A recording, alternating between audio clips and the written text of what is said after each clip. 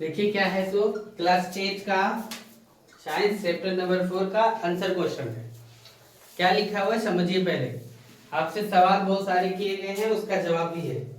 क्या है कि नीचे दिए गए सही विकल्प पर क्या करिए, चयन करने के लिए बोला। और क्या है, देखो क्या लिखा है, विद्युत धारा उत्पन्न करती है।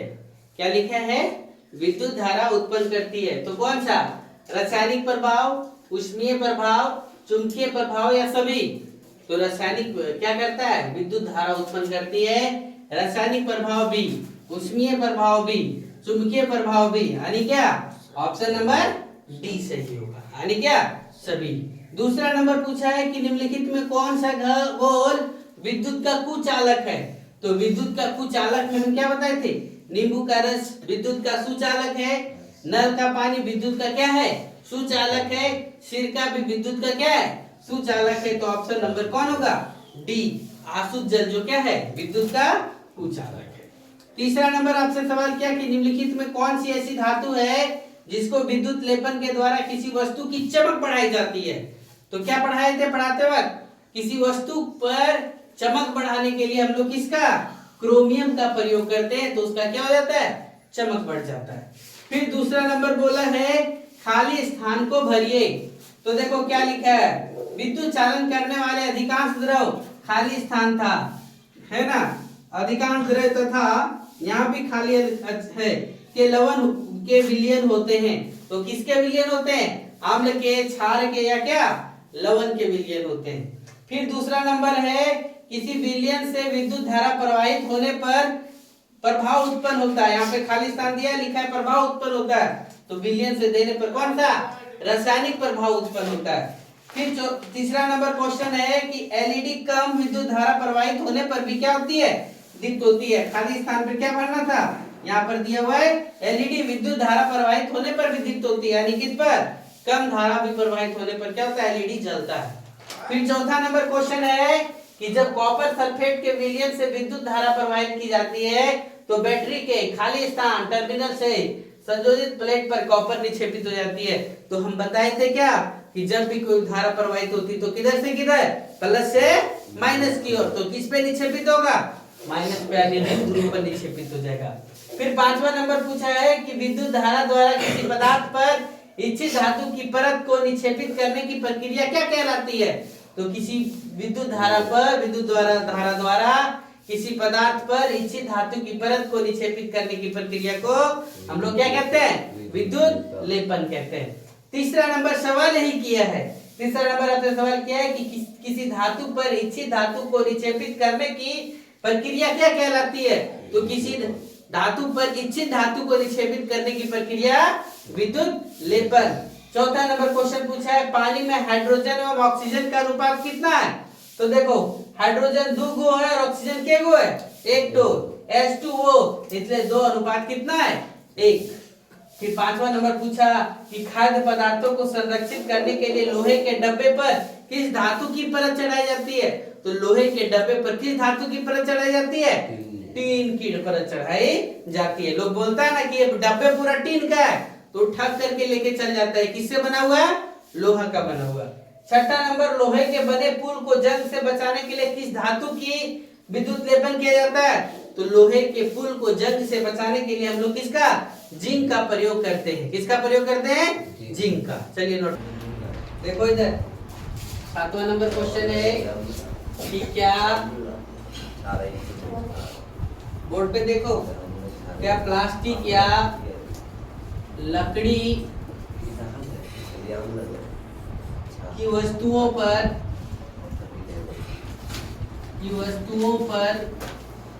विद्युत लेपन किया जा सकता है। क्वेश्चन क्या पूछा है, देखो क्या प्लास्टिक एवं लकड़ी की वस्तु पर विद्युत लेपन किया जा सकता है। तो जवाब में क्या देंगे, प्लास्टिक और लकड़ी धातु है कि अधातु के टर्म में चले जाएंगे, अधातु के टर्म में चले जाएंगे, और अधातु पर क्या होगा, लेपन नहीं होगा। तो आंसर में क्या लिखेंगे, प्लास्टिक एवं लकड़ी की वस्तुओं पर विद्युत लेपन नहीं किया जा सकता है, नहीं किया जा सकता है, क्योंकि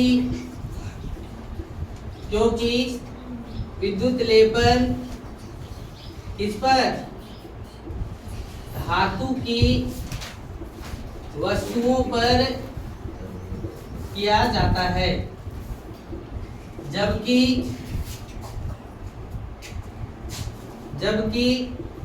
लकड़ी एवं प्लास्टिक धातु नहीं है। लकड़ी एवं प्लास्टिक क्या है, धातु नहीं है। ये हो गया 7वां का। 8वां नंबर क्वेश्चन क्या पूछा है, देखो, भींगे हाथों से उपकरणों को छूना क्यों खतरनाक है। देखो क्वेश्चन क्या बोला, भींगे हाथों से उपकरणों को छूना खतरनाक क्यों है। तो जवाब में देखो आंसर, भींगा हाथ मतलब क्या, उसमें जल रहा, जल क्या है, विद्युत का सुचालक है, इसलिए विद्युत उपकरण को छूना क्या है, हानिकारक है। भींगा हाथ हानि जल क्या है, विद्युत का सुचालक है, विद्युत का क्या है, सुचालक है, इसलिए भींगे हाथों से उपकरण को छूना नहीं चाहिए। भींगे हाथों से इसको उपकरण को छूना नहीं चाहिए। 9वां नंबर क्वेश्चन क्या किया है, देखो, आसुत जल विद्युत का चालन नहीं करता है। आसुत जल विद्युत का चालन नहीं करता है, जबकि नल का जल, जबकि क्या, नल का जल विद्युत का चालन करता है। नल का जल क्या करता है, विद्युत का चालन करता है। ऐसा क्यों है ना, क्यों। तो इस क्यों का जवाब देना पड़ेगा। मिटा दे इधर, कहां तक लिखे,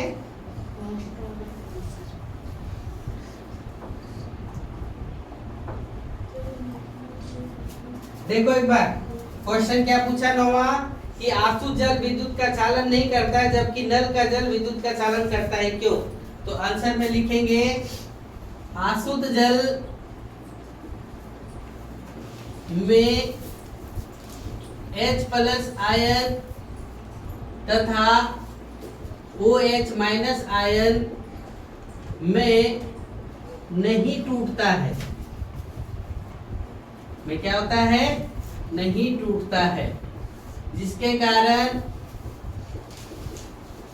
कारण आसुत जल में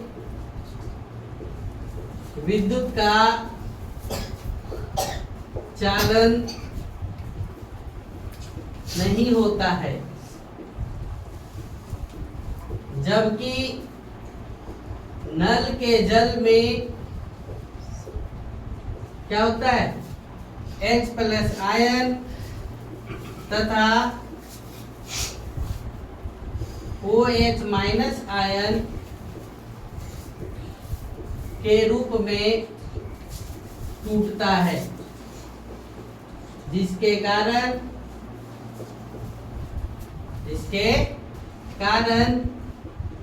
नल के जल में विद्युत का चालन होता है। नल के जल में क्या होता है, विद्युत का चालन होता है। क्यों का कारण समझे, उसमें क्या होता है, H+ और OH- के रूप में नहीं टूटता है, लेकिन इसमें H+ और OH- के रूप में क्या होता है, टूटता है। फिर अगला क्वेश्चन है 10वां नंबर,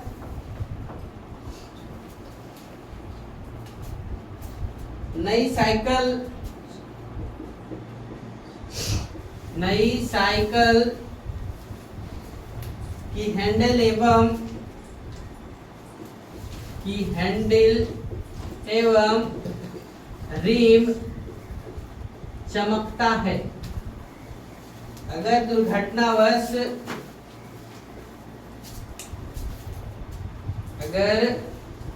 दुर्घटनावश इनमें खरोच आ जाए तो क्या होगा? इनमें खरोच आ जाए तो क्या होगा? समझिए क्या पूछा आपसे क्वेश्चन कि आप नया नया साइकिल लिए, उसमें चमकदार है, लेकिन थोड़ा सा भी स्केच आ जाता है तो खराब लगता है। आखिर ऐसा क्यों है? तो देखो आंसर में लिखेंगे साइकिल पूरा का पूरा किसका? साइकिल पूरा का पूरा किसका बना होता है? लोहा का बना होता है। किसका बना होता है? लोहा का बना होता है। और इस पर क्या होता है? और इस पर क्रोमियम की परत चढ़ी होती है। और इस पर क्या होता है? क्रोमियम की परत चढ़ी होती है। और जब क्रोमियम की परत चढ़ी होती है तो ये क्रोमियम की परत क्या हो जाती है? उतर जाती है ना। खरोच लगने पर क्रोमियम की परत निकल जाती है। समझे? चलिए यहाँ तक लिखो, फिर आगे बताते हैं। नोट्स करो।